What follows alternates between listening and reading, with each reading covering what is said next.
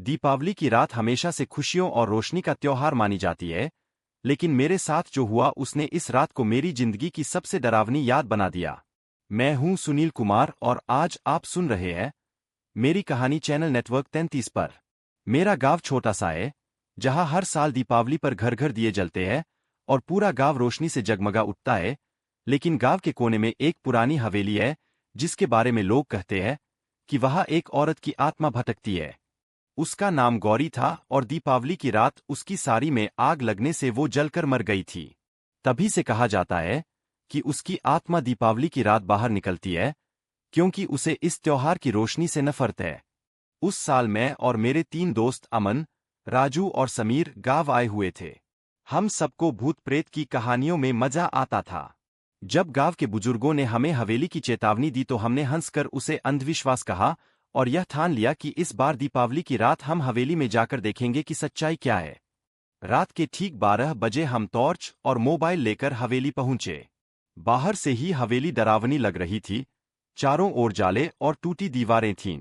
जैसे ही हमने कदम रखा, पटाखों की आवाजें धीमी हो गईं और हवेली में अजीब सी खामोशी छा गई। अंदर दाखिल होते ही हमें बदबूदार सरांध महसूस हुई, जैसे किसी जली हुई चीज की राख अब भी वहां फैली हो। दीवारों पर जले हुए हाथों के निशान थे। अमन ने मजाक में आवाज लगाई, गौरी, अगर तू सच में है तो सामने आ। जैसे ही उसने यह कहा, हवेली के बाहर जलते सारे दिए एक एक करके बुझने लगे। अचानक ऊपर से औरत की हंसी की आवाज गूंजी। वह हंसी इंसानी नहीं बल्कि ऐसी थी कि सुनकर रूह कांप जाए। तभी हवेली का एक पुराना दरवाजा अपने आप खुल गया। अंदर अंधेरा और धुआं फैला था और दीवारों पर लिखा था, जो दीप जलाता है वो यहां से जिंदा नहीं जाता। समीर घबराकर बोला कि अब चलना चाहिए, लेकिन दरवाजा अपने आप बंद हो गया। तभी कमरे के कोने से हमें एक परछाई दिखाई दी। वह एक औरत थी, पूरी तरह जली हुई, आंखें लाल अंगारों जैसी और हाथ में आधा पिघला हुआ दिया। उसकी चाल इंसानी नहीं बल्कि अजीब और डरावनी थी। वह धीरे धीरे हमारे पास आई और बोली, दीपावली सबके लिए रोशनी है, लेकिन मेरी दीपावली अंधेरे की है। यह सुनकर राजू चीख पड़ा और वहीं समीर का पैर मुड़ गया और वह भाग भी नहीं पाया। अमन ने टॉर्च उसकी तरफ फेंकी, लेकिन रोशनी पड़ते ही वह औरत धुएं में बदलकर हमारे पीछे प्रकट हो गई। मेरी सांस रुकने लगी। मैं चीखना चाहता था लेकिन आवाज नहीं निकल रही थी। वह औरत मेरे माथे को छूते हुए बोली, अब तू भी मेरी अंधेरी दीपावली का हिस्सा बनेगा। उसके बाद मुझे कुछ याद नहीं।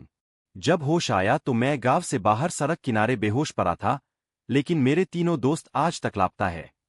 गांव वाले कहते हैं उनकी आत्माएं अब उसी हवेली में कैद हो गईं और दीपावली की हर रात हवेली से उनकी चीखें और हंसी सुनाई देती है। मैं हूं सुनील कुमार और आप देख रहे हैं नेटवर्क 33 और यही मेरी कहानी है। अगली बार जब आप दीपावली की रात दिया जलाए, तो यह याद जरूर रखिए कि कहीं कोई अंधेरी परछाई भी उस रोशनी को देख रही हो सकती है।